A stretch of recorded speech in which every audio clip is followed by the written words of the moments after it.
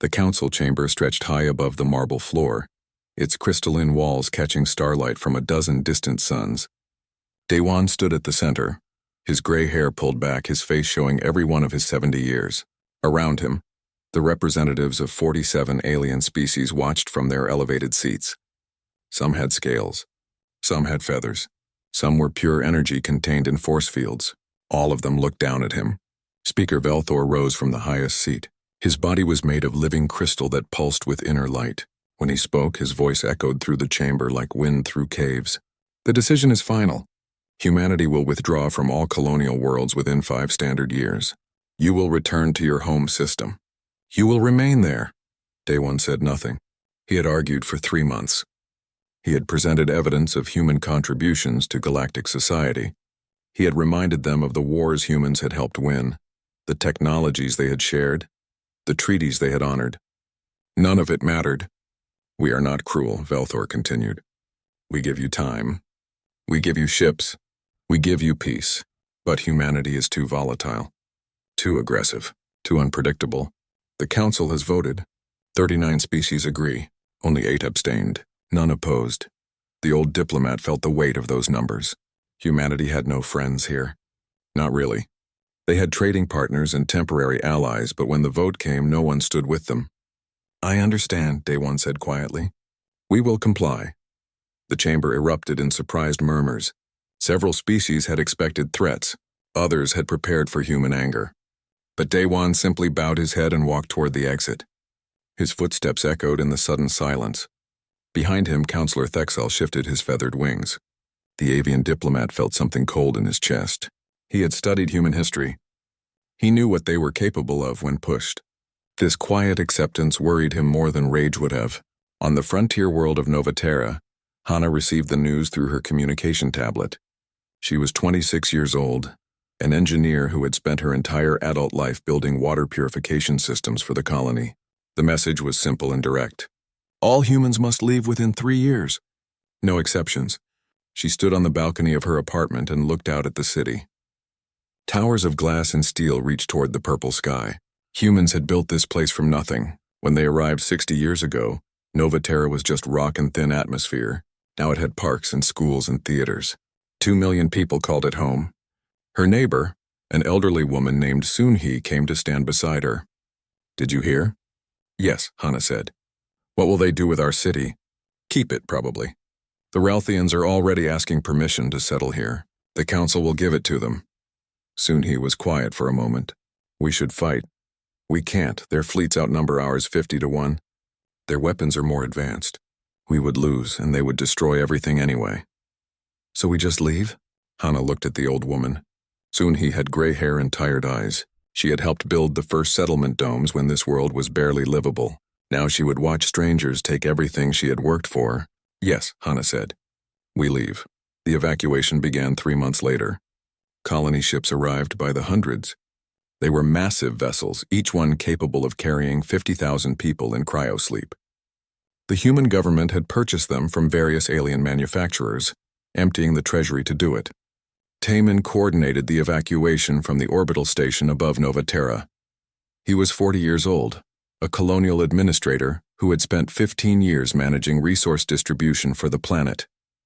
Now he managed the systematic dismantling of human civilization on this world.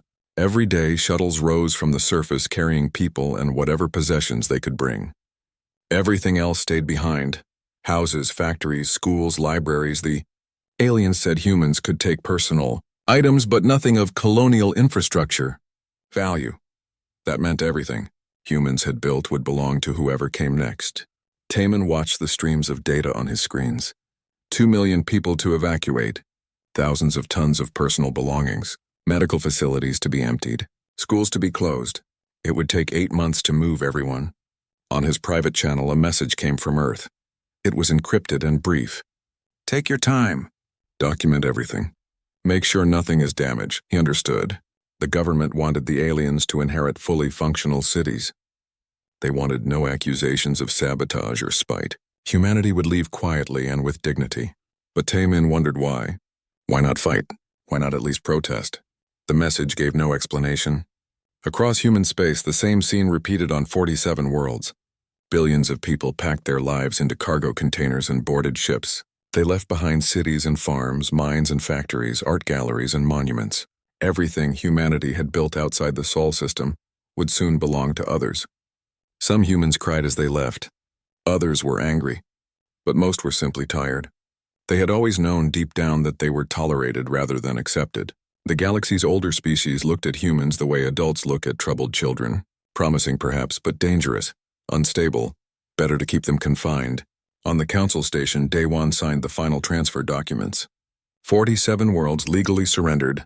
He used an old-fashioned pen, the kind that required actual ink. Each signature felt like cutting away a piece of his soul. Velthor watched from across the table. This is for the best. In time, humanity will see that. You are young as a spacefaring species. Perhaps in another 1,000 years you will be ready to rejoin the galactic community. Daewon looked up at the crystalline being. Perhaps. You could have made this difficult.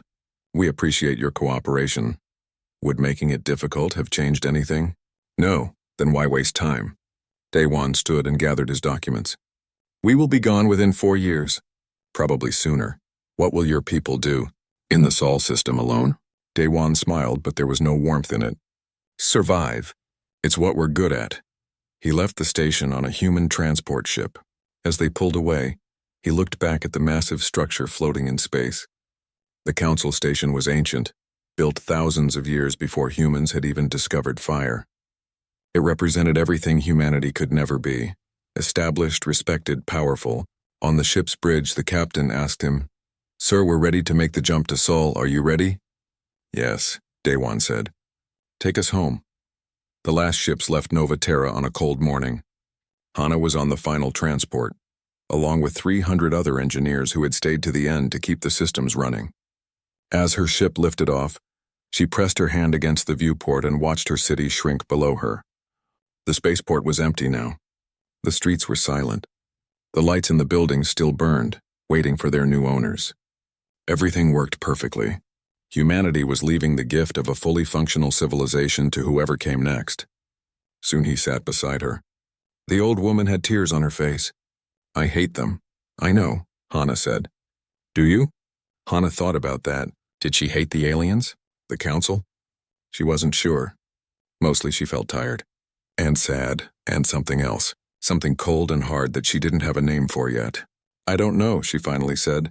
Ask me in 5 years. The ship accelerated toward the jump point. Behind them, the skies of Nova Terra were empty of human vessels for the first time in 60 years. In a week, other ships would arrive. Different ships carrying different people speaking different languages. They would move into the empty buildings and claim them as their own. They would eat food from farms humans had planted and drink water from systems humans had built.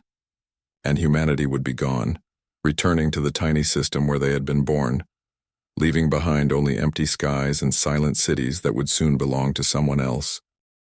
3 years had passed since the evacuation began. Jiwoo piloted her merchant vessel through the outer edges of council space, her cargo hold carrying the last shipment of human goods she would ever sell to aliens. She was 34 years old and had spent her entire adult life as a trader, moving between human and alien stations, buying low and selling high.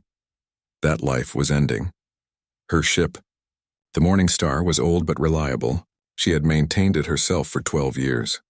Now, as she approached the trading station at Kelmar Point, she wondered what she would do once she returned to Sol. Everyone was returning to Sol now, the station master. A blue-skinned Kelthian named Vox met her at the docking port. He had been her trading partner for 8 years. Jiwoo, I thought you had already left. Last run, she said, opening her cargo containers. After this, I go home. Vox examined her goods. Human-made tools, precision instruments, medical supplies. His tentacles moved quickly through the inventory, checking quality. These are excellent, as always. I will miss trading with you. You say that, but you voted to kick us out. The Kelthian's skin flushed darker. It was his species' equivalent of shame. I did not vote. My government did. I had no choice. Jiwoo helped him move containers. It doesn't matter anymore. What will you do? In Sol? I don't know. Whatever they tell me to do, I suppose. Vox transferred the payment to her account. It was generous, more than the goods were worth. A bonus. For old times. She accepted it with a nod. As she prepared to leave, Vox asked, Why did your people leave so quietly? I expected protests, sabotage, something. Jiwoo paused at the airlock. She had asked herself the same question. Would it have changed anything? No, but it would have been more human, she smiled. Maybe that's exactly why we didn't do it. As the Morning Star departed Kelmar Point, Jiwoo set course for Seoul. Behind her, human presence in the galaxy grew smaller every day. Ahead of her, something was growing, but she didn't know what yet. Deep in the Sol system, beyond the orbit of Neptune, Myung worked in a research station that officially didn't exist. She was 41 years old and had been one of humanity's leading physicists before the evacuation. Now she led a team of 300 scientists on projects that would have seemed impossible 3 years ago.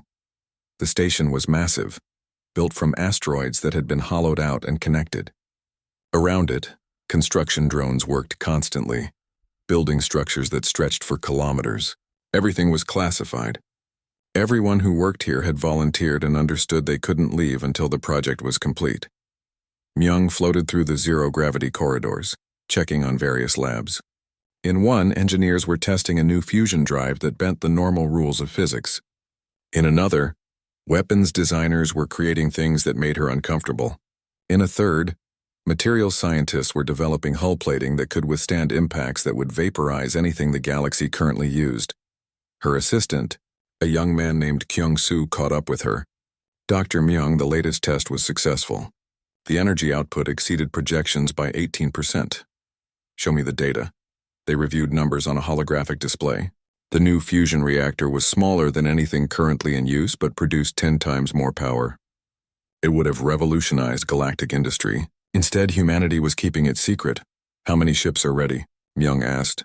412. Another 200 will be complete within 6 months. She nodded. 600 ships with technology decades ahead of anything the Council had. Ships that had been designed not for exploration or trade, but for one specific purpose: ensuring humanity would never be forced to leave their homes again. Good. Stay on schedule. We have 2 years left. Kyung-soo hesitated. Doctor, do you think we'll really go back? To the colonies? Myung looked at the young scientist. He had been born on Nova Terra and evacuated as a teenager. He had never known Earth until the evacuation. Yes, we're going back. But the Council made their choice. Now we're making ours. On Earth, in the capital city of New Geneva, billions of humans went about their daily lives. But everything was different now. The planet was crowded. Before the evacuation, only 3 billion people had lived on Earth. Now there were 16 billion, with more arriving every month.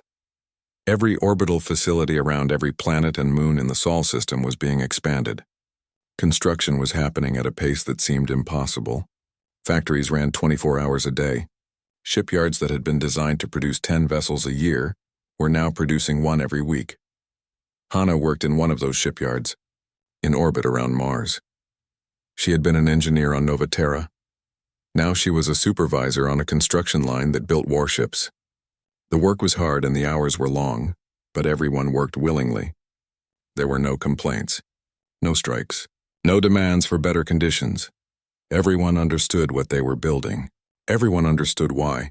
Her shift lasted 16 hours. When it ended, she floated to the observation deck and looked out at the growing fleet. Hundreds of ships in various stages of construction. Some were just frameworks. Others were nearly complete. All of them were designed for war, though humanity wasn't at war with anyone. A co-worker, a man named Dong-hyun, floated up beside her. He was an older man, maybe 60, with gray in his beard. Impressive, isn't it? Yes, Hana said. I heard we're ahead of schedule. Might finish 6 months early. That would be good. Dong-hyun was quiet for a moment. Do you think it will work? Going back? Hana turned to look at him. Do you want to stay here, on Earth? Crowded onto a planet with 16 billion other people? No, I want to go home. To Nova Terra. Then it will work.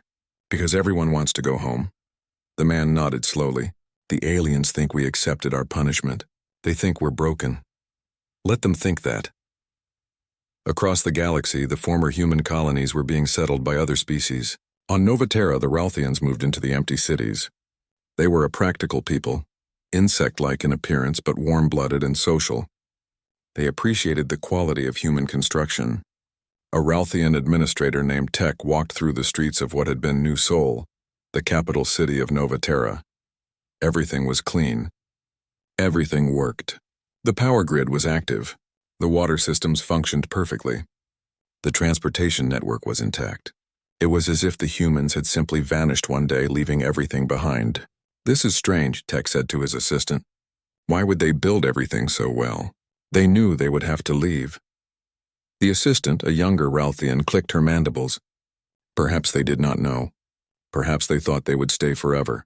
Maybe, but look at this. Tech pointed to a power station. This is designed to last 500 years. The backup systems have backup systems. The human population here was only 2 million. This infrastructure could support 20 million. Why build so much? I do not know. Tech felt uneasy. He had studied humans as part of his preparation for colonizing their former world. They were emotional, yes, and sometimes violent. But they were not stupid. They did not waste resources. Everything they built served a purpose. So why had they over-engineered everything? Why leave it all in perfect condition? Why make it so easy for others to take their place? In the council chambers, Velthor met with other senior members. The topic was humanity's silence. 3 years had passed since they had begun withdrawing. The evacuation was almost complete, and in all that time there had not been a single act of violence or sabotage. Not one protest. Not one angry message. Councillor Thexall spread his wings and spoke. "I do not trust this silence. What would you have them do?" asked a reptilian councillor. "They are complying with our demands. Is that not good? Humans are not a quiet species. They argue. They fight. They make noise even when they know they cannot win. This acceptance is not normal." Velthor's crystal body pulsed. "You worry too much, Thexall. They understand they cannot oppose the council. They are being sensible for once. Or they are planning something. Planning what? They have no allies. Their technology is inferior. Their fleet is scattered. What could they possibly plan?" Thexall had no answer. But he remembered human history. He remembered how they had once destroyed their own cities in wars that accomplished nothing. He remembered how they had survived ice ages and plagues and disasters that would have ended other species. He remembered that humans were very, very good at surviving. "I think we should watch them," he said finally. "Closely." "We are watching them," Velthor replied. "Intelligence services monitor all communications in and out of Seoul. There is nothing unusual. Construction, yes. They are building ships and stations. But they are confined to one system. What can they do?" The meeting ended with no action taken. The council had more important matters to address. Humanity was contained. The problem was solved. On the edge of Seoul system, Jiwoo's ship arrived at the processing station. She docked and went through customs, showing her trader license one last time. The official who processed her paperwork was a young woman named Bo-Ra. "Welcome home," Bo-Ra said. "Last one in from the frontier?" "I think so. There might be a few more, but not many." "What was it like, seeing our old stations?" Jiwoo thought about Kelmar Point, about Vox and the other aliens she had known. They seemed relieved, like they were glad we left without causing trouble. Bo-Ra smiled, but it wasn't a happy smile. "They won't be relieved for long." "What do you mean?" The customs official leaned closer. "I shouldn't say, but you'll find out soon enough. We're not staying here. This isn't the end. It's just the beginning." Jiwoo felt something cold in her chest. The beginning of what? Going home? Really going home? To Nova Terra and all the others. But the council? The council made a mistake. They let us leave. They should have destroyed us. Jiwoo left the customs station in a daze. She took a shuttle down to Earth, to the crowded cities where 16 billion humans lived in uncomfortable proximity. Everyone was working. Everyone was building. Everyone was waiting. And slowly she began to understand. This wasn't acceptance. This wasn't surrender. This was preparation. Humanity had left quietly. No war, no wrath, no resistance. They had emptied the skies of their presence and returned to Seoul without complaint. The galaxy thought them beaten. But Jiwoo knew something the galaxy did not. She knew humans. She knew what they were capable of when pushed too far. She knew how they responded to exile. They didn't rage. They didn't threaten. They got ready. And now, after 3 years of silence, they were almost ready. The Ralthian administrator Tech woke to alarms screaming through his residence. He scrambled from his sleeping chamber and ran to the communication center, his 4 legs carrying him faster than his 2 assistants could follow. The sky above Nova Terra was wrong. Very wrong. Through the windows he could see them. Ships. Thousands of ships. They hung in orbit like a swarm of dark insects blocking out the stars. The largest vessels were kilometers long, their hulls black and smooth, reflecting nothing. Smaller craft moved between them in precise formations, and everywhere lights blinked in patterns that made his translator implant struggle to interpret. "What is happening?" Tech demanded. His assistant pulled up sensor data on the main display. The numbers made no sense. There were 4,000 vessels in orbit. 4,000 human vessels. The sensors showed weapons systems that registered as dangerous even when inactive. Energy signatures that exceeded anything in the galactic database. Then a message came through. It was broadcast on every channel, in every language. The voice was calm, almost gentle. "This is Admiral Day-Wan of the Human Defense Fleet. We are reclaiming Nova Terra. All non-human residents have 1 week to evacuate. You will not be harmed. You will be allowed to take all personal possessions. Transport ships are standing by to assist anyone who requires help leaving. But you must leave." Tech's mandibles clicked in confusion and fear. This is impossible. How do they have such a fleet? Where did these ships come from? Nobody had an answer. The message continued. "We built these worlds. We were forced to leave them. Now we are strong enough to return. This is not an invasion. This is coming home." On the flagship Justice, Day-Wan stood on the bridge and watched the city below through holographic displays. He was 75 years old now, his hair completely white, his face lined with age, but his eyes were sharp and his voice steady. 5 years. 5 years of preparation. 5 years of every human and soul working toward this single moment. His second in command, a woman named Mi-Sun, approached. "Admiral, the Ralthian government is requesting negotiations. Tell them there is nothing to negotiate. They have 1 week. They claim they have legal rights to this world. The Council granted them. The Council does not own Nova Terra. We do.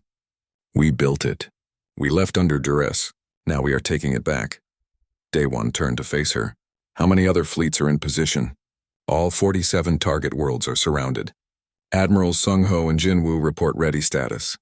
Every colony has 1 week to evacuate." "Good. Begin landing the first civilian ships. Start with the original residents." Below, on Nova Terra's surface, the Ralthians watched as human landing craft descended through the atmosphere. But these were not military craft. They were civilian transports carrying families, children, elderly people. Humans who had lived here before returning to their homes. Hana was on one of those first ships. She pressed her face against the viewport as they descended, watching the city grow larger.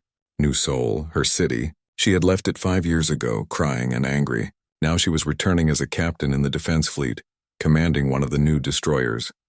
But for this moment, she was just a woman coming home. The ship landed at the main spaceport, the same spaceport she had departed from. Hana walked down the ramp and stood on the concrete, breathing the air of Nova Terra for the first time in 5 years. It smelled like rain and electricity, just as she remembered. Around her, other humans were emerging from ships, touching the ground, looking at the buildings they had built. Some were crying. Others were silent. All of them had waited 5 years for this moment. Soon he walked up beside Hana. The old woman was older now, her hair completely white, her back more bent. But her eyes were bright. "We're home." "Yes," Hana said. "We're home." The Ralthians watched from a distance. Tech had ordered his people not to interfere. What could they do? The human fleet above could destroy the entire planet if they wanted, but they had not fired a single shot. They had simply arrived and stated their intention. Over the next 3 days, the Ralthians began evacuating. They packed their belongings and boarded transport ships. Some were angry, others were confused, but all of them left. The human fleet was too large, too advanced, too overwhelming to oppose. On the 4th day, Tech approached Hana. She was supervising the reactivation of the water treatment plant she had helped design. He clicked his mandibles nervously.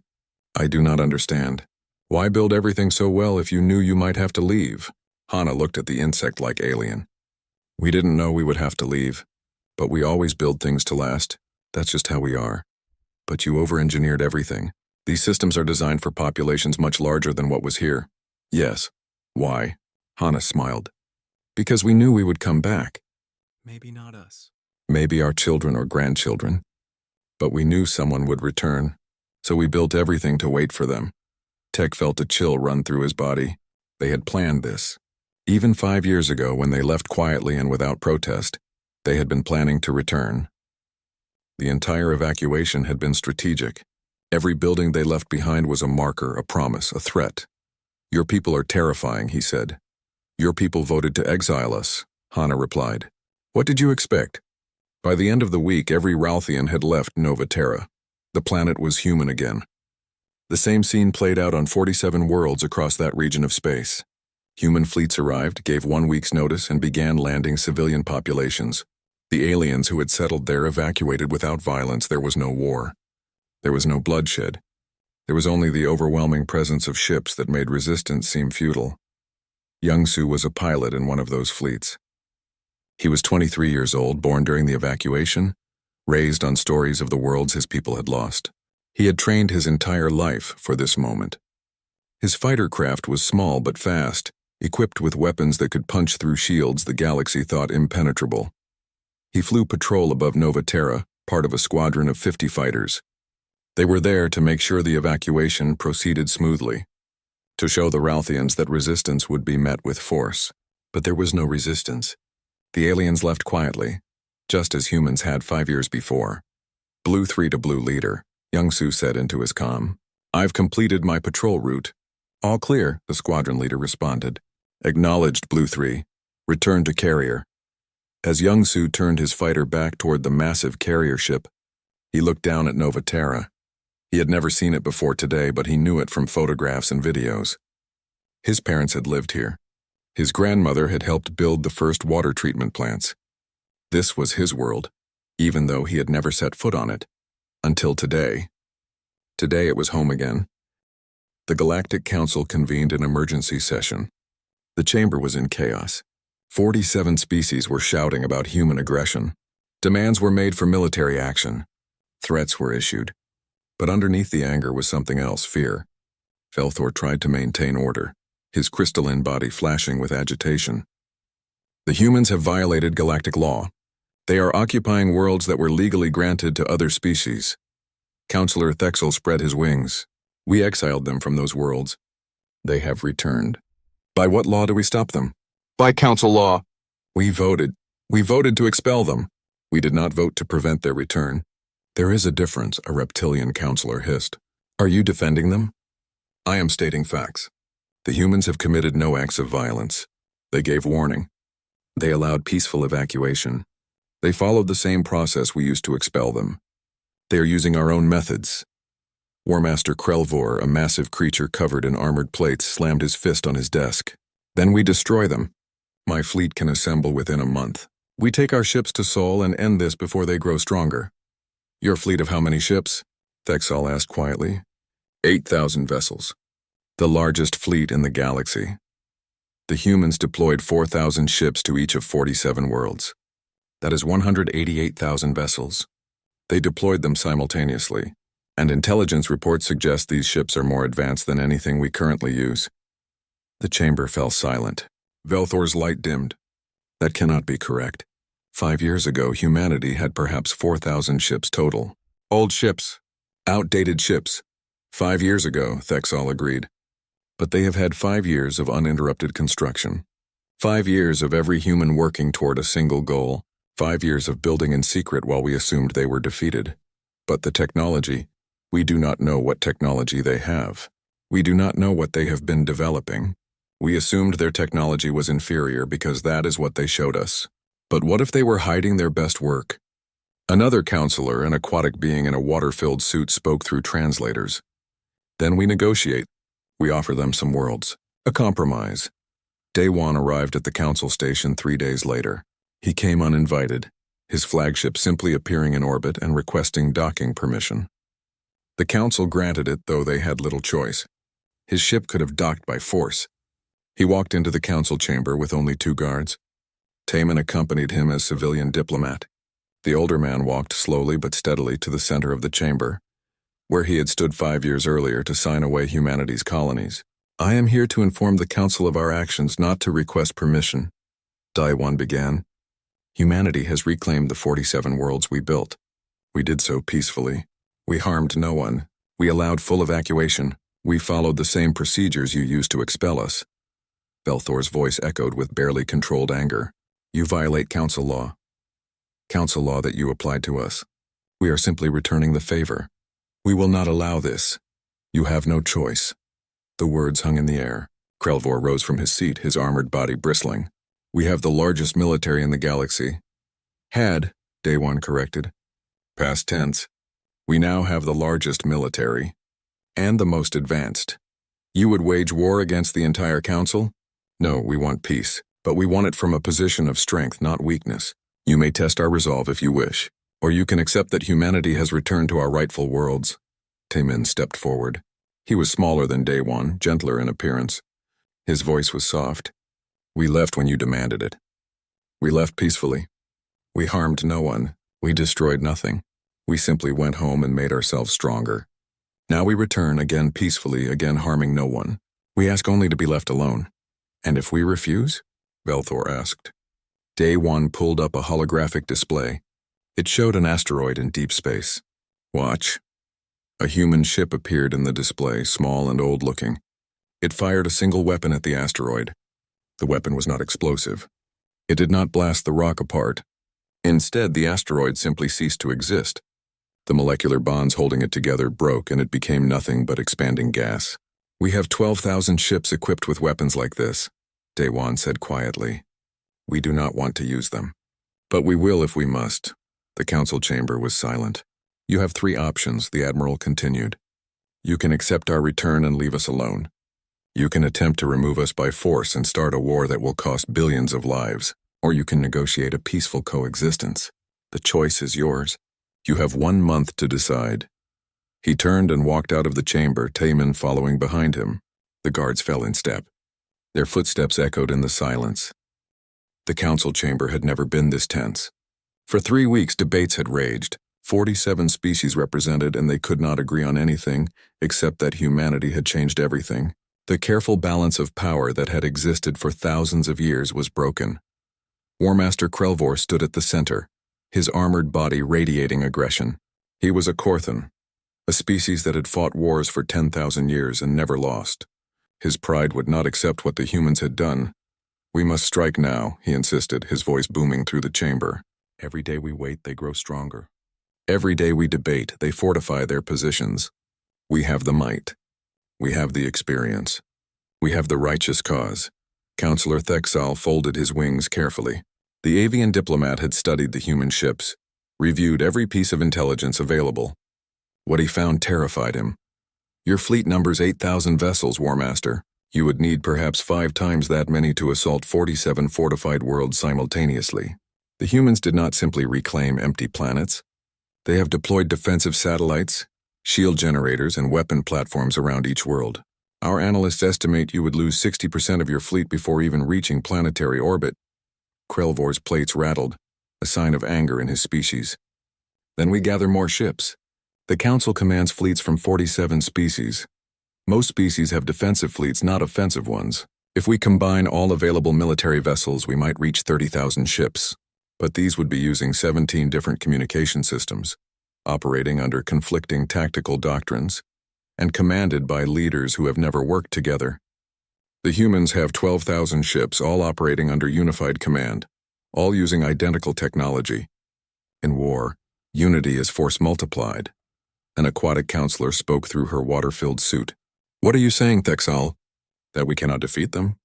I am saying that defeating them would cost more than we would gain. Perhaps we would win. Perhaps we would break their fleets and reclaim those worlds. But we would lose tens of thousands of ships. Billions would die. And for what? To prove we can enforce rules we ourselves violated. Belthor's crystalline body pulsed with dim light. The speaker had barely slept in 3 weeks. His entire worldview had been shattered. We did not violate rules. We exercised our authority as the Council. We deemed humanity too dangerous to allow expansion. And now they are more dangerous than ever, Thexal replied. Because we made them that way. The truth of those words silenced the chamber. They had pushed humanity to the edge. They had assumed humans would accept exile.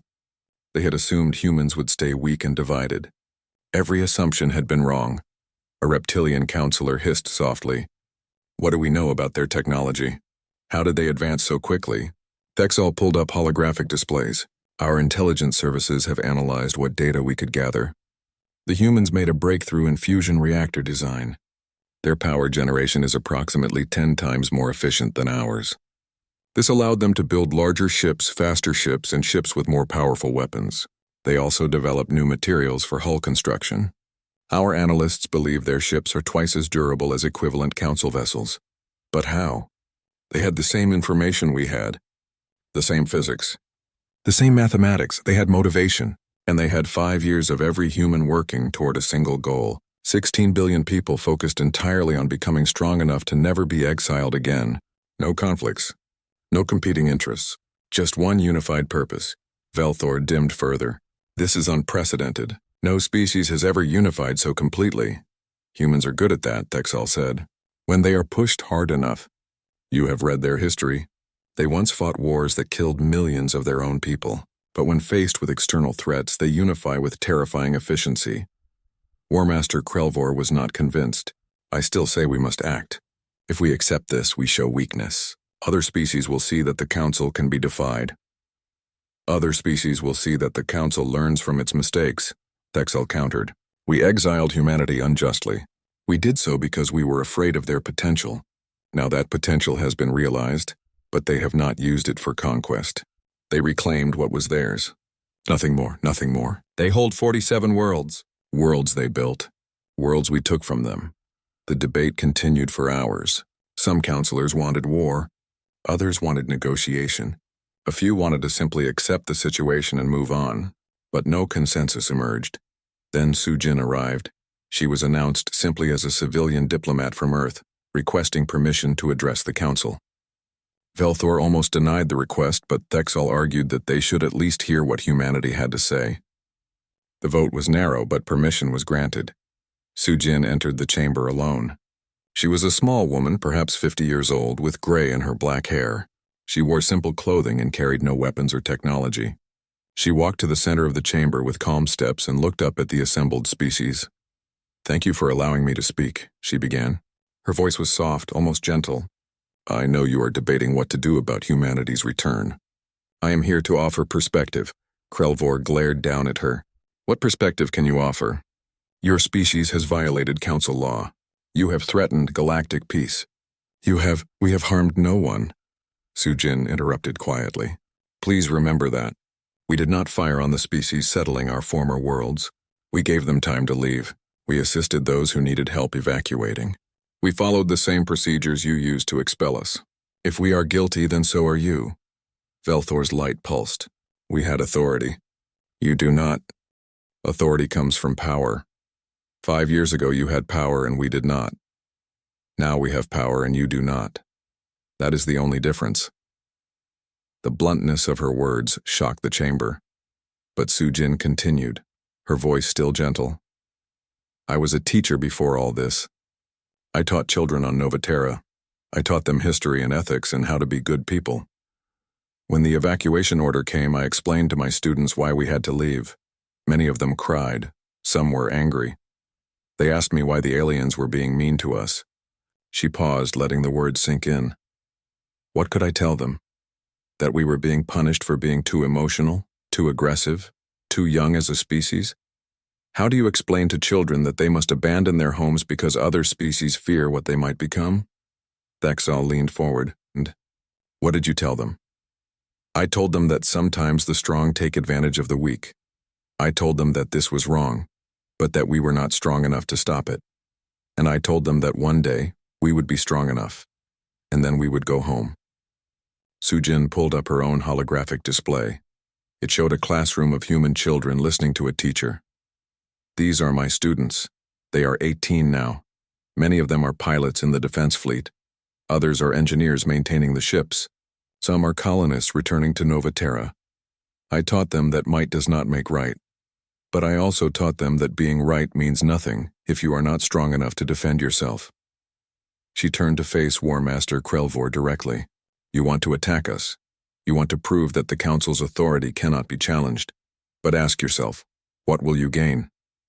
If you win, you will have destroyed a species that only wanted to go home. If you lose, you will have started a war that will reshape the galaxy. And if you fight to a stalemate, you will have spent countless lives for nothing. You speak of lives as if yours matter more than ours, Krelvor growled. I speak of lives as if they all matter. We do not want war. We want peace. But we want it on fair terms, not as subjects begging for mercy. Velthor spoke, his voice weary. What do you propose? Sujin smiled. We propose simple coexistence. Humanity keeps the 47 worlds we reclaimed. We agree not to expand beyond them without Council permission. In exchange, the Council recognizes our sovereignty and leaves us alone. We will trade with any species that wishes to trade. We will cooperate on matters of mutual interest. But we will not accept being treated as children who need supervision. An aquatic counselor asked, and if we refuse? If we insist you leave those worlds? Then you will have to remove us by force, and that will be costly. Sujin's voice remained gentle, but her words were hard. We have shown you what our weapons can do. Those were old models, 3 years out of date. The weapons on our current ships are significantly more powerful. She pulled up another display. This one showed technical specifications, power outputs, range calculations. The numbers were terrifying. We do not want to use these weapons, but we spent 5 years building them, and we will use them if we must. Every human understands this. We left quietly once. We will not leave quietly again. Thexal studied the specifications. This data could be falsified, an intimidation tactic. It could be, Sujin agreed. You could call our bluff. You could assemble your fleets and attack. You could test whether we are as strong as we claim. Or you could accept that after 5 years of preparation, humanity might actually be telling the truth. She walked in a slow circle, looking up at each counselor. I understand your dilemma. You cannot appear weak. You cannot allow species to simply defy council authority. But consider this. We are not defying your current authority. We are correcting a past injustice. You can frame this as the council recognizing and addressing a mistake. You can present it as wisdom rather than weakness. Pretty words, Krelvor muttered. But words do not change facts. You are occupying worlds the council granted to other species. Worlds the council took from us first. Worlds we built with our labor and resources. Worlds we left peacefully when ordered. Sujin's voice hardened slightly. You want to talk about facts? Here is a fact. We are stronger than you now. Not in total numbers, but in unity, technology, and determination. You can accept this and move forward, or you can fight us and learn it through blood. Velthor dimmed to barely visible light. You ask us to accept that might makes right. No. I ask you to accept that you cannot have it both ways. You cannot use might to expel us and then cry injustice when we use might to return. Either might makes right, or it does not. You must choose. The chamber fell into silence. Every counselor understood the trap. If they attacked humanity and won, they would be proving that might makes right. If they lost, they would be proving humans were right to arm themselves. If they negotiated, they would be admitting that force, not law, governed the galaxy. There was no good option. Thexal finally spoke. I propose we vote. 3 options. Accept humanity's terms, reject them and prepare for war, or continue negotiations toward a compromise. Each counselor casts 1 vote. Simple majority decides. The voting took an hour. Each species caucused internally before casting their vote. Sujin waited patiently in the center of the chamber, her hands folded, her expression calm. Finally, Velthor announced the results. 32 votes to accept humanity's terms, 12 votes for continued negotiations, 3 votes for war. The speaker's light pulsed slowly. The Council accepts that humanity may retain the 47 worlds known as the human colonial sphere. In exchange, Humanity agrees not to expand beyond those worlds without council approval and to participate in galactic affairs as an equal member species. Sujin bowed. Thank you. Humanity accepts these terms. She turned to leave, but Velthor called out. One question, diplomat. Did you mean it about the weapons, about going to war if necessary? Sujin looked back at him. Her gentle smile was gone. Yes, every word. We will never be exiled again, never be dismissed again, never be weak again. Whatever it takes. She walked out of the chamber, leaving behind a council that had just learned a hard lesson, the price of pushing people too far. 1 year had passed since the council vote. The galaxy had adjusted to its new reality, though the adjustment was not what anyone expected. Humanity had their worlds back. The council had acknowledged their sovereignty. Peace existed, but it was a cold peace, built on mutual caution rather than trust. Hana stood in the governor's office on Nova Terra, looking out at the city below. She was 28 now, younger than most planetary governors, but she had earned the position through 5 years of hard work and dedication. The city looked much as it had before the exile, but everywhere there were small differences. Defense turrets on rooftops, shield generator stations scattered throughout, patrol ships visible in the sky at all hours. Her assistant, a young woman named Minji, entered with daily reports. Governor, the quarterly production figures are ready. Agricultural output is up 12%. Manufacturing is stable. Population has reached 2.3 million. Good, what about the defense grid? 98% operational. The remaining satellites will be online next week. Hana nodded. Nova Terra would never be vulnerable again. None of the human worlds would be. Every planet now had defenses that would make invasion prohibitively costly. Not enough to conquer the galaxy, but more than enough to ensure humanity would never be pushed out again. Any contact from alien traders? Minji checked her tablet. 3 requests this week. 2 Kelthian merchants and 1 Ralthian trade delegation. They want to purchase human-manufactured goods. And our response? We told them we are accepting applications for trade licenses. Background checks will take 6 weeks. Hana smiled slightly. 6 weeks ago, aliens could arrive at human worlds and trade freely. Now they had to apply, submit to background checks, and follow strict protocols. The change in relationship was clear. On Earth, Taemin served as humanity's ambassador to the Galactic Council. He attended sessions, voted on proposals, participated in committees, but he did not socialize with other counselors. He did not attend diplomatic receptions. He did not seek alliances or build friendships. He simply represented humanity's interests and nothing more. After one session, Counselor Thexol approached him in the corridor. The avian diplomat had been one of the few voices arguing for accepting humanity's return. Ambassador Taemin. A moment? Of course, Counselor. They walked together toward the docking bays. Thexol's wings rustled as he spoke. I have noticed that humans no longer participate in cultural exchanges. No human artists at the galactic festivals. No human scientists at the research conferences. No human students at the Council Academy. Why? Taemin considered his answer carefully. We are focused on rebuilding our colonies. Cultural exchanges are not a priority. That is the official answer. What is the real answer? The human diplomat stopped walking. The real answer is that we trusted the galaxy once. We joined the council. We shared our culture. We collaborated on research. We thought we were part of something larger. Then you expelled us. Now we know better.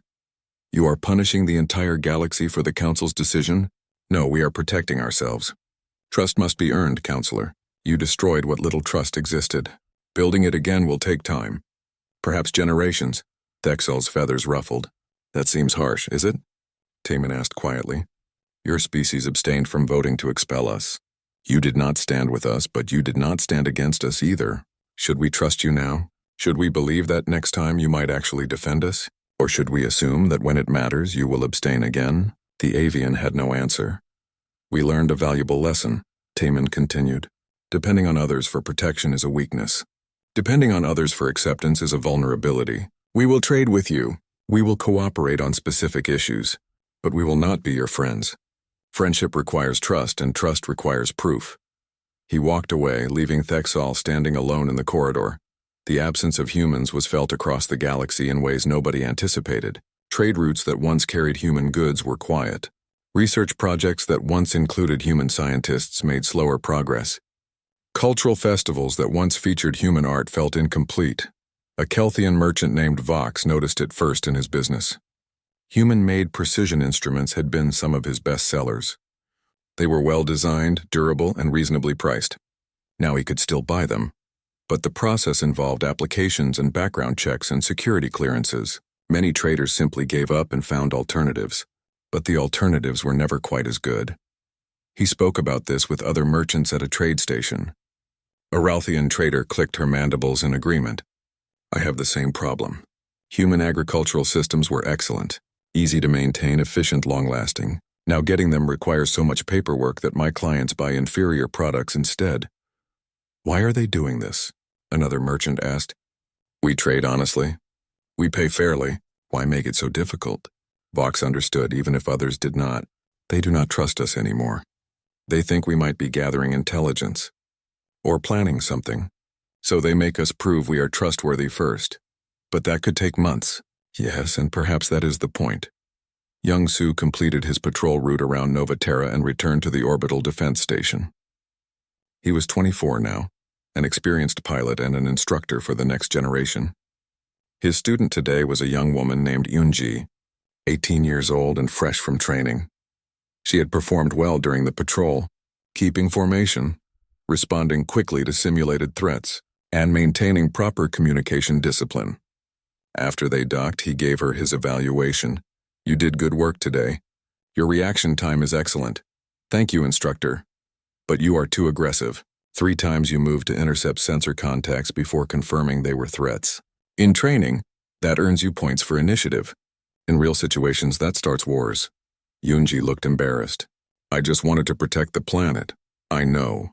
But protection requires judgment, not just speed. We are strong now. That means we can afford to be patient. We can afford to wait and confirm before acting. Youngsu pulled up a tactical display. Our grandparents were exiled because the galaxy thought we were too aggressive, too quick to fight. We must show them they were wrong. We must show them that strength and restraint can coexist. But if they attack, then we defend ourselves without mercy. But we do not start fights. We do not escalate conflicts. We are strong enough now that we do not have to prove anything. The lesson was one being taught across the human defense forces. Strength without wisdom was the reason they had been exiled.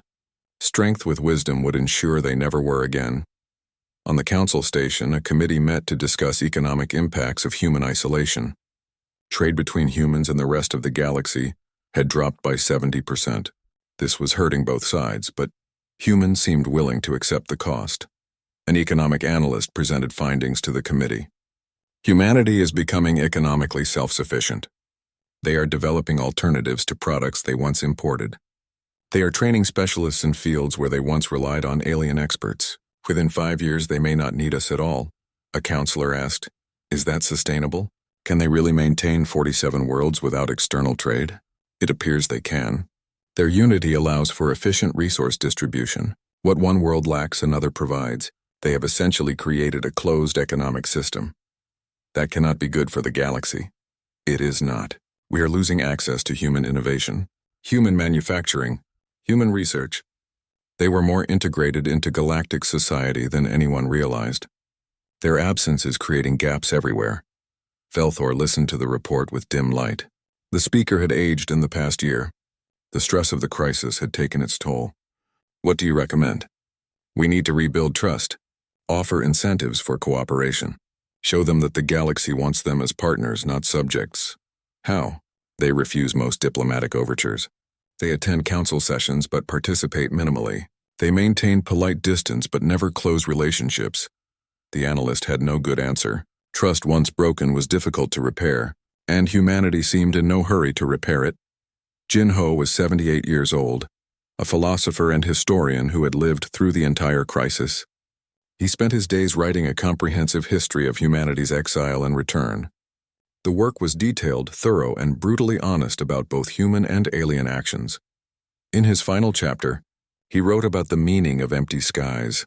When we left the skies above our colonies empty of our ships. We left them empty of our presence. We left them empty of everything we had built. The galaxy looked at those empty skies and saw our weakness. They saw our defeat. They saw proof that we could be pushed around without consequence. They did not understand what those empty skies meant to us. They were not symbols of defeat. They were promises. Promises that one day we would return. Promises that one day we would be strong enough that no one could make us leave again. Now we have returned. The skies above our worlds are no longer empty. They are filled with our ships, our satellites, our defenses. They are filled with the visible proof that we will never be weak again. But there are other empty skies now. The skies of galactic society are empty of human presence. We do not attend their festivals. We do not participate in their research. We do not seek their friendship. Those skies are empty because we choose to make them empty. And perhaps that is our answer to the question they asked 5 years ago. They asked if humanity was mature enough to be part of galactic civilization. We are answering now. We are mature enough to not need their approval. We are mature enough to stand alone. We are mature enough to be strong without being cruel, and distant without being hostile. The empty skies they see now are not weakness. They are choice. They are the space we have created between ourselves and those who betrayed our trust. They are the distance we maintain from those who might betray us again. Perhaps one day those skies will fill again. Perhaps our children or grandchildren will trust the galaxy enough to rejoin it fully. But that day is not today. Today we stand separate. Today we stand strong. Today we stand alone because we choose to, not because we must. His book was published across all human worlds. It became required reading in schools. Young people studied it to understand where they came from and why their society was the way it was. Hannah read it in her office on Nova Terra. When she finished the final chapter, she stood and walked to the window. Outside, the city lived and breathed. People walked the streets. Vehicles moved along roads. Children played in parks. Above, defense satellites orbited silently, watching, waiting, protecting. An alien ship requested permission to land. It was a diplomatic vessel from Kelthian space, requesting a meeting to discuss trade relations. Hannah approved the landing but assigned security escorts. The aliens would be welcome but watched. They would be treated politely but kept at arm's length. That was the new normal. Humanity would engage with the galaxy but never again embrace it. They would trade but not trust. They would cooperate but not depend. They would stand as equals or not stand with them at all. Minji entered the office. Governor, the Kelthian delegation has landed. They are requesting an audience. Show them to the conference room. I will meet them in 10 minutes. As her assistant left, Hannah took one last look at the city. This was home. This would always be home. No one would take it from her people again. She walked to the conference room where 3 Kelthian diplomats waited. They stood when she entered, showing respect. That was new.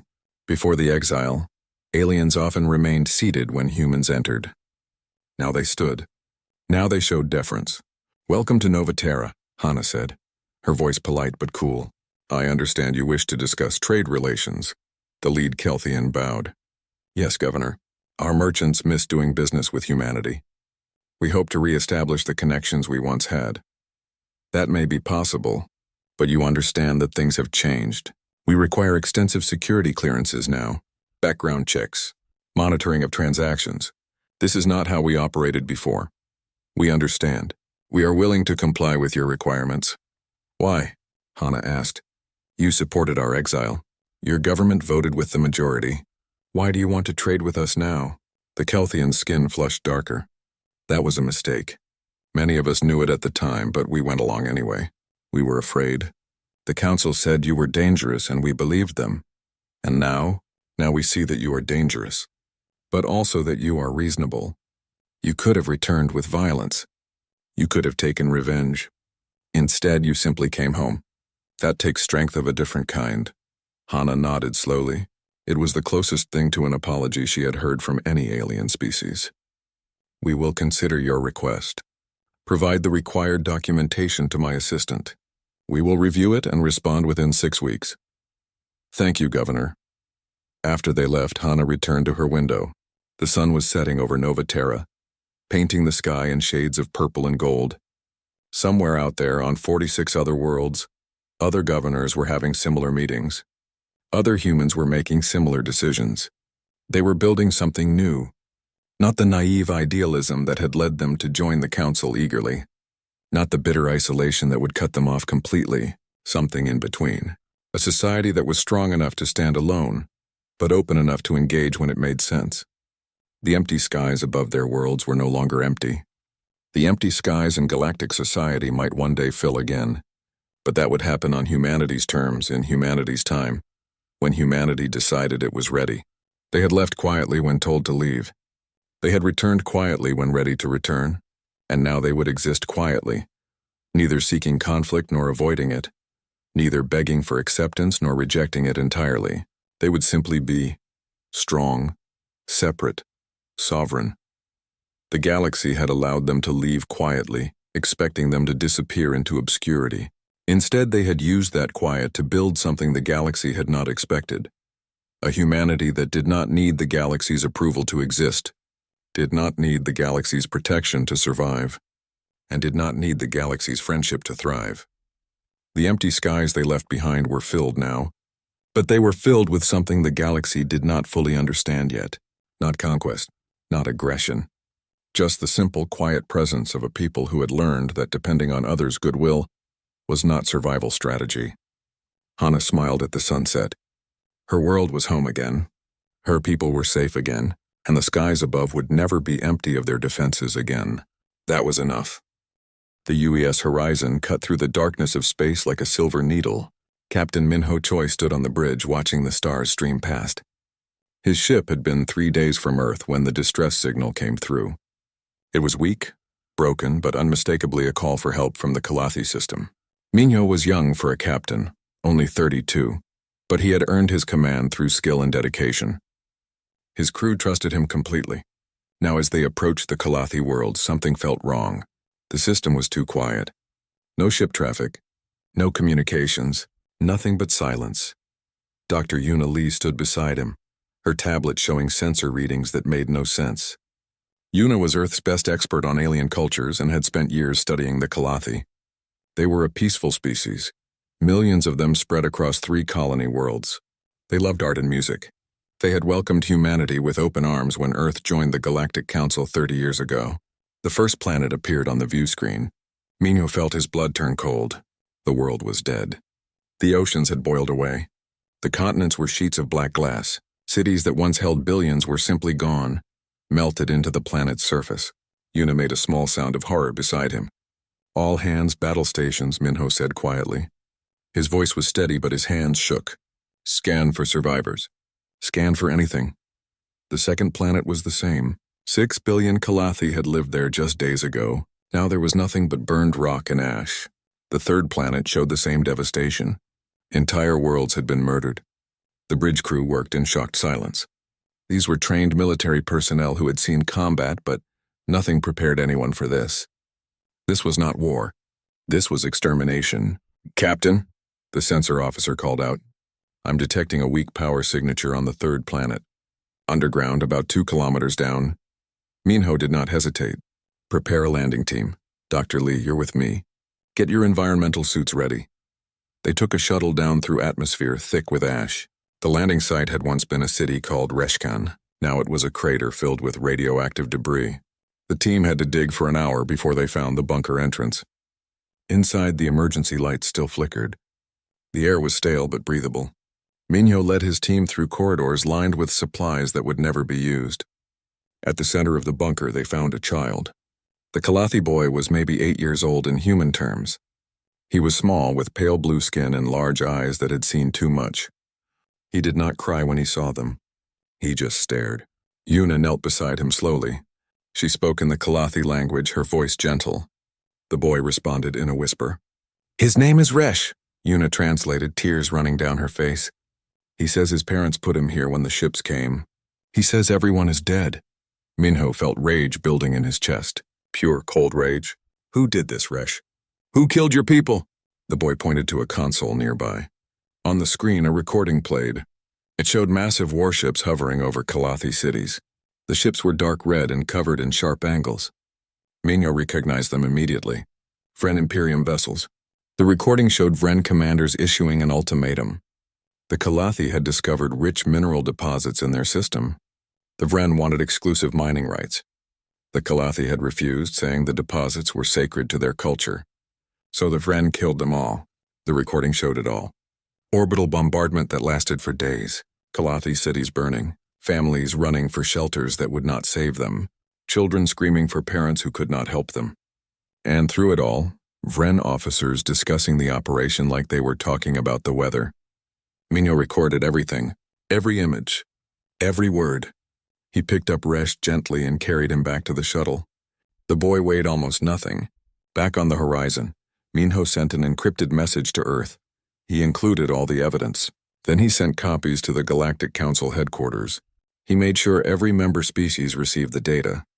Admiral Taeyang Park was 56 years old and had commanded Earth's defense fleet for a decade. He received Minho's message while reviewing supply reports in his office. He watched the recordings 3 times. Each time his jaw got tighter. Taeyang had fought in the border wars. He had seen good people die, but he had never seen anything like this. This was not combat. This was slaughter. This was evil. He immediately contacted Ambassador Hana Kim. Hana was Earth's voice in the Galactic Council, a sharp woman who believed in diplomacy and cooperation. She had spent years building relationships with alien species, always trying to find peaceful solutions. When she watched the recording, something broke inside her. "How long until we can present this to the Council?" Taeyang asked. "I can call an emergency session within 12 hours, Hana said. Her voice was ice. "Every species will see this. They cannot ignore this," but Taeyang was not so sure. He had dealt with the Council before. They were slow, bureaucratic, afraid to take strong action. He began quietly reviewing Earth's military readiness. Just in case. The Council chamber was a massive dome on the neutral station called Unity. Representatives from 47 species gathered to hear Earth's presentation. The Vren ambassador was there too, a tall creature named Krell who wore ceremonial armor. Hana stood before them all. She did not give a speech. She simply played the recordings. For 3 hours, the Council watched the Kalathi die. Some representatives looked away. Others watched with horror. A few looked uncomfortable, like they had seen this before. When the recordings ended, silence filled the chamber. "The evidence is clear," Hana said. "The Vren Imperium has committed genocide against the Kalathi people. 6 billion innocents are dead. We demand immediate action." Ambassador Krell rose slowly. He was twice Hana's height, and his voice boomed across the chamber. "These recordings are obvious fabrications. The Kalathi attacked our mining operations. We acted in self-defense. 6 billion people do not attack mining operations," Hana shot back. "This was systematic extermination. The human makes wild accusations," Krell said. "Where is the proof? Where are the bodies?" "The bodies are glass," Hana shouted. "You melted entire worlds." The Council chairman, a spider-like being called Moth-Tech, raised several legs for silence. "This matter requires careful investigation. We must examine all evidence before making judgments." Careful investigation? Hana could not believe what she was hearing. "They killed 6 billion people." "Yes, and such serious charges require serious examination," Moth-Tech said. "We will form a committee to study this matter. They will report back in 6 weeks. 6 weeks. Hana looked around the chamber. Most representatives would not meet her eyes. A few nodded sympathetically but said nothing. They were afraid. All of them were afraid of the Vren. Back on Earth, Admiral Taeyang received Hana's report. He called President Jiwon Kang immediately. "They are going to do nothing," Taeyang said. "The Council is scared of the Vren, so they will investigate forever and never act." President Kang was quiet for a long moment. She was a former general herself, someone who understood hard choices. "What do you recommend, Admiral?" "We prepare for the possibility that humanity will have to act alone," Taeyang said. "We cannot let this stand." "Agreed," the President said. "Begin mobilization protocols quietly, and Admiral, make sure young Captain Minho and Dr. Lee keep Resh safe. That child is a survivor. He deserves to see justice done." Taeyang looked at his desk where a photo of his own daughter sat. Jisoo was serving as a communications officer on a destroyer. She was about the same age as Captain Minho. This was the galaxy his daughter would inherit. He would not let it be one where genocide went unpunished. Far away in the Council chambers, Ambassador Krell smiled. The humans had made a lot of noise, but noise changed nothing. The Council would investigate and find nothing. They always did. The Vren Imperium was too powerful, too important to galactic trade. 6 weeks would become 6 months, would become 6 years. Eventually, everyone would forget about the Kalathi. They always forgot. Krell did not know that humanity never forgot, and he did not know that Earth was done asking for permission. 6 weeks passed and the Galactic Council had done nothing. Ambassador Hana Kim attended meeting after meeting where species talked in circles. They formed committees that formed subcommittees. They requested additional evidence, then questioned that evidence. They debated definitions of genocide and whether the Vren actions truly qualified. Hana wanted to scream at all of them. Meanwhile, Hyunwoo Nam worked in shadows. As Earth's intelligence director, his job was to know things others wanted hidden. He was a quiet man in his mid-40s who had spent 20 years building spy networks across the galaxy. His agents were everywhere, listening, watching, stealing secrets. What they discovered made him sick. Hyunwoo sat in a secure briefing room with President Ji-won Kang and General So-min Han. The general was 62, gray-haired, and had fought in every major human conflict of the past 30 years. She did not trust aliens. She never had. "This is the Torvan genocide," Hyunwoo said, displaying images on the screen. 12 years ago, the Vren wanted access to Torvan breeding grounds for aquaculture. The Torvan refused. 200 million died. The council investigated for 8 months, then quietly dropped the matter. President Kang's face went hard. "Show me the rest." "The Ilix hive worlds," Hyunwoo continued. 20 years ago, 4 billion dead. The Vren wanted their planets for colonization. The Ilix were insectoid. So many species did not care when they died. The council expressed concern but took no action. 3 genocides, General Soman said coldly. 3 times the council did nothing. "It is worse than that," Hyunwoo said. "My agents have intercepted communications. Council members know about these crimes. They discuss them privately. But the Vren control major trade routes. Vren military power is the second largest in the galaxy. Every species is afraid that if they speak up, they will be next." President Kang stood and walked to the window. Outside, she could see the lights of Earth's capital city. Billions of humans going about their lives not knowing their government was deciding whether to start a war. "Where is Ambassador Hana now?" the president asked. "At Unity Station, still trying to get the council to act," Hyunwoo said. "She meets with representatives privately. Some admit the truth. They say the Vren are too powerful to oppose. They say the galaxy runs on stability, not justice. Cowards," General Soman spat. "All of them are cowards." There was a knock on the door. Dr. Yuna Lee entered, followed by young Resh. The Kalathi boy had been living with Yuna for the past 6 weeks. She was teaching him to speak more human languages and helping him process his trauma. It was not going well. Resh barely spoke. He barely ate. He just sat and stared at nothing. "President Kang," Yuna said softly. "Resh wanted to tell you something." The boy stepped forward. He was so small, so fragile. His blue skin seemed pale, like he was fading away. When he spoke, his voice was barely a whisper. "My mother was an artist," Resh said. "She painted the sunrise. Every morning she painted how the light touched the mountains. She had 8,000 paintings.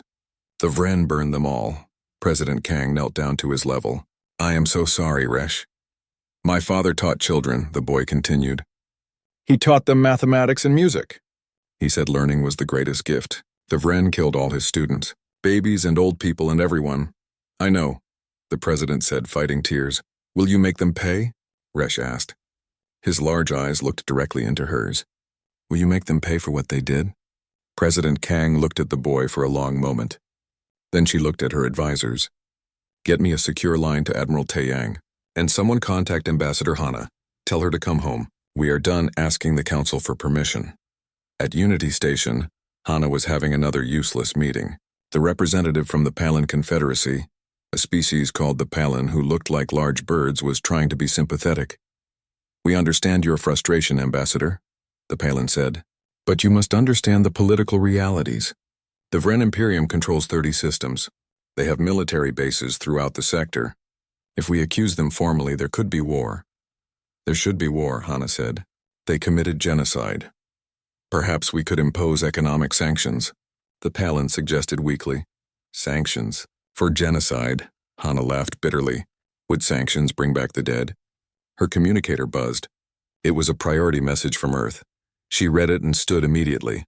"Ambassador Hana, where are you going?" the Palin asked. "Home," Hana said. "I am done wasting time here." Back on Earth, Admiral Taeyang was doing what he did best, preparing for war. He stood in the command center deep beneath military headquarters. Around him, holographic displays showed the positions of every Earth ship in the fleet. 200 warships. That was Earth's entire military force. The Vren Imperium had more than 1,000 ships. But Taeyang was not worried about numbers. He was worried about resolve. "Status report," he ordered. His second-in-command, Fleet Admiral Eunji Yoon, stepped forward. Eunji was 48 and brilliant. She could calculate fleet movements in her head faster than computers could. "First strike fleet is ready," Eunji reported. 200 ships, fully supplied, crews at maximum readiness. We can deploy anywhere in the sector within 72 hours. "What about the experimental weapons?" Taeyang asked quietly. Eunji smiled coldly. "Dr. Junho Kwan says his toys are ready. The Council thinks we have been building defensive weapons all these years. They have no idea what we are truly capable of." Dr. Junho Kwan was Earth's lead weapons scientist. He was 59 years old and had spent 3 decades developing technology that scared him. Railguns that could punch through any shield, drones that could think and hunt on their own, quantum torpedoes that could collapse space itself.